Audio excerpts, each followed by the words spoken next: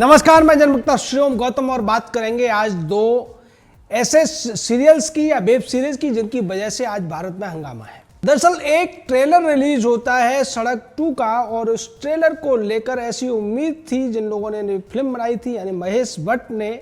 उसे ये उम्मीद थी कि ट्रेलर रिलीज करके वो अपनी फिल्म को फेमस बना लेगा और उससे लोगों के अंदर क्यूरियोसिटी पैदा होगी। लेकिन पहली बार है कि ये ट्रेलर रिलीज होते ही इसको डिसलाइक करने वालों की जो संख्या है वो 26 लाख पहुंच चुकी है और लाइक करने वालों की संख्या केवल 1,59,000 है। अभी तक की मैं बात कर रहा हूं, यानी कि यहां पर लाइक करने वालों की संख्या डिसलाइक करने वालों से बहुत ही ज्यादा कम है। और इसकी वजह यह है कि महेश भट्ट सुशांत सिंह राजपूत की हत्या करने वाली या हत्या के लिए आरोपी रिया चक्रवर्ती का एक मित्र रहा है और उसके ऊपर भी इस मामले की जांच आगे बढ़ रही है। और इसी वजह से आज भारत के तमाम लोगों ने महेश भट्ट को उसके कुकर्मों की सजा देने के लिए उसकी फिल्म के ट्रेलर को पूरी तरीके से नकार दिया है। सड़क 2 जो फिल्म है इसको लेकर विश्व हिंदू परिषद ने भी सवाल खड़े किए हैं और उसने कहा है कि इस फिल्म को रिलीज करने से रोका जाना चाहिए क्योंकि इसमें हिंदू आस्था के ऊपर मजाक किया गया है, हिंदुओं की भावनाओं को आहत करने की कोशिश की गई है और इसीलिए हम मांग करते हैं कि इसके लिए इस फिल्म को रोका जाए और महेश भट्ट जनता से माफी मांगे। यहाँ आप देखिए कि हिंदुओं की आस्था आहत होती है, उस पर टिप्पणियां की जाती है, उसको मजाक बनाया जाता है। उसके बावजूद विश्व हिंदू परिषद जैसी बड़ी संस्था जिसके करोड़ों मेंबर्स हैं वो भी केवल कानूनी कार्रवाई की मांग करती है और एक कानून के तहत कार्रवाई की मांग करती है, जबकि दूसरी तरफ बंगलुरु के अंदर इसी तरीके की बात होने पर मजहबी कट्टरपंथी किस तरीके से शहर को जला देते हैं, पुलिस की गाड़ियों में तोड़फोड़ कर देते हैं और लोगों को भी नुकसान पहुंचाते हैं। दूसरी जो चर्चा है वो नेटफ्लिक्स पर एक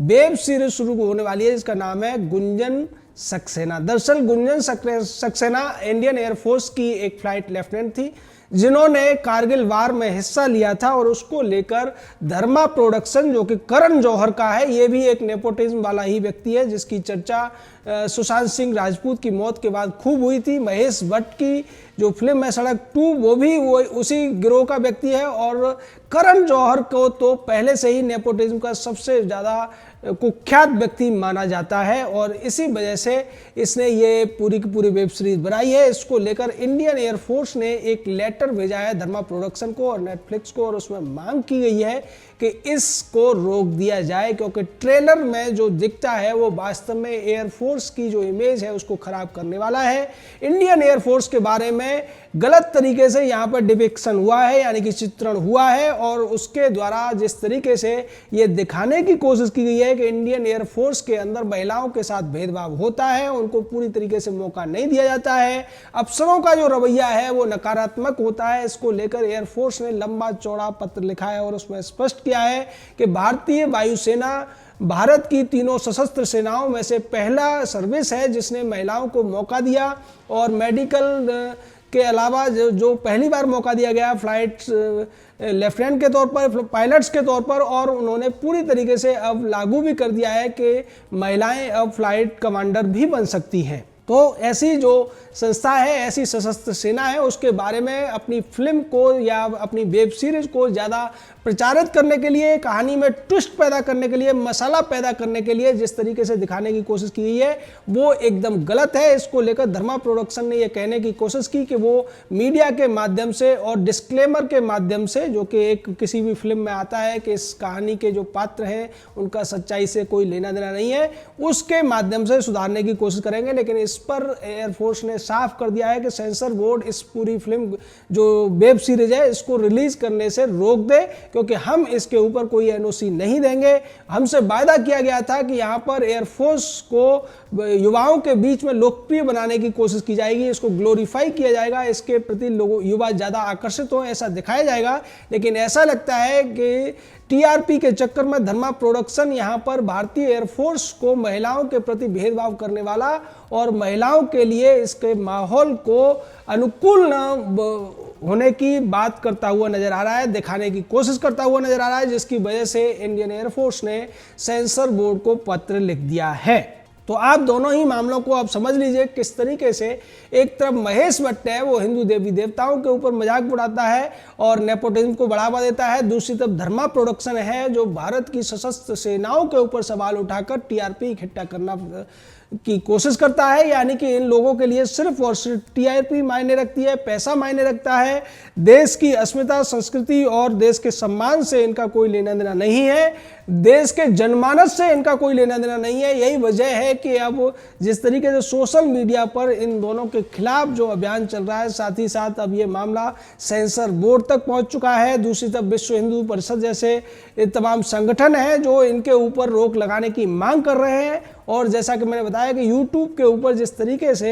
सड़क 2 का जो ट्रेलर है उसको डिसलाइक करने वालों की संख्या 26 लाख से ज़्यादा पहुंच गई है, वो भी इस बात को दर्शाता है कि अब जनता जाग रही है। अब जनता पहले की तरह जो तमाम लाल हरे चैनल या उनके तथाकथित पक्षकार रूपी पत्रकार हुआ करते थे उनकी बातों में आने की बजाय वो सच को समझते हैं, जल्दी जागरूक हो जाते हैं और उसी के आधार पर वो रिएक्ट भी करते हैं। पहले वो केवल मूक दर्शक बने रहते थे लेकिन अब वो मूक दर्शक नहीं है, वो अपनी प्रतिक्रियाएं दे रहे हैं, अपनी नाराजगी व्यक्त कर रहे हैं और सही को सही और गलत को गलत कहने के साथ साथ उसका समर्थन या विरोध करने से भी पीछे नहीं है। तो इस पूरे मामले में जिस तरीके से अब भूमिका उन फिल्मकारों की स्पष्ट हो गई है कि वो किस तरीके से पैसा बनाने के लिए भारत के समाज को, भारत के जो संस्कृति है, भारतीय जो इतिहास है, विरासत है, उसको नकारने की कोशिश करते आए हैं। टीआरपी के लिए जिस तरीके से उन्होंने अपने फायदे उठाने की कोशिश की, तमाम जो फिल्में पहले बनती रही या इसी तरीके की वेब सीरीज बनती रही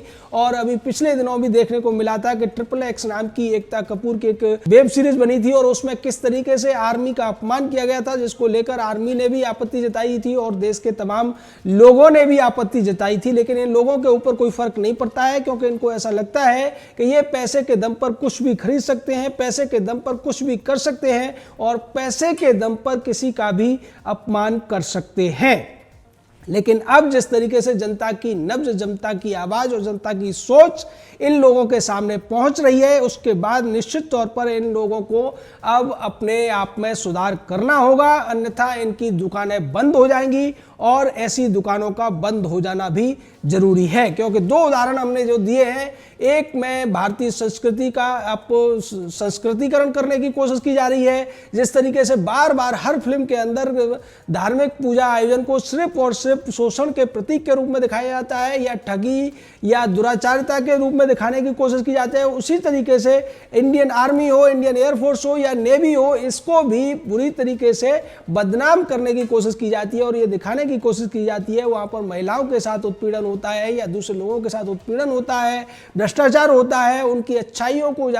आगे लाने की बजाय ये लोग उनको निगेटिव तौर पर दिखाकर अपनी फिल्मों को या वेब सीरीज को आगे बढ़ाने की कोशिश करते हैं और इससे कुछ सेकुलर किस्म के जो भटके हुए युवा हैं उनका समर्थन पाने की कोशिश करते हैं। चूंकि अभी सिनेमा हॉल चल नहीं रहे हैं इसीलिए ज़्यादातर वेब सीरीज बन रही है या फिर नेटफ्लिक्स या हॉटस्टार जैसे प्लेटफॉर्म के ऊपर फिल्मों को या वेब सीरीज को रिलीज किया जा रहा है और उससे मुनाफा कमाने की कोशिश की जा रही है। लेकिन इस तरीके के जो संदेश हैं और जितनी जल्दी ये संदेश बाहर निकल रहे हैं उससे अब जो रिजल्ट है वो भी जल्दी आने शुरू हो गए हैं। जैसा कि अभी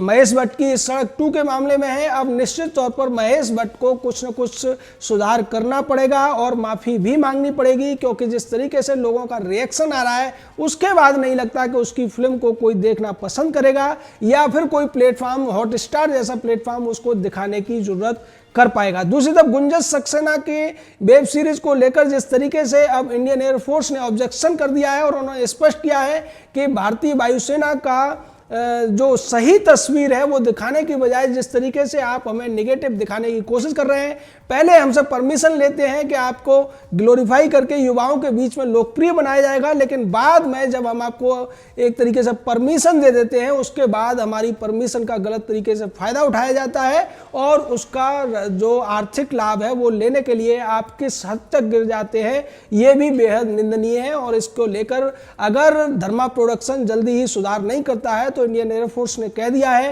कि वो इस वेब सीरीज को रिलीज नहीं होने देंगे और उनके ऊपर कानूनी कार्रवाई भी करेंगे, जो कि बेहद जरूरी है, क्योंकि जब तक इन लोगों के ऊपर कानूनी कार्रवाई नहीं होगी, कानून का हंटर इनके ऊपर नहीं चलेगा, इनके ऊपर बड़ा जुर्माना नहीं ठोका जाएगा, इनको जेल की सजा नहीं मिलेगी, तब तक ये नेपोटिज्म के तमाम कुख्यात लोग मानने वाले नहीं हैं। ये भाई भतीजाबंदी करने वाले लोग इतनी आसानी से नहीं मानेंगे। ये पहले पैसे के गुलाम, ये धन पिपासु, धन पशु, इस तरीके से ही, इसी तरीके से भारतीय संस्कृति के ऊपर चोट करने की कोशिश करते रहेंगे। लेकिन अब चूंकि जनता जाग चुकी है और उसके साथ साथ कार्रवाई भी शुरू होने वाली है। जय हिंद, जय भारत।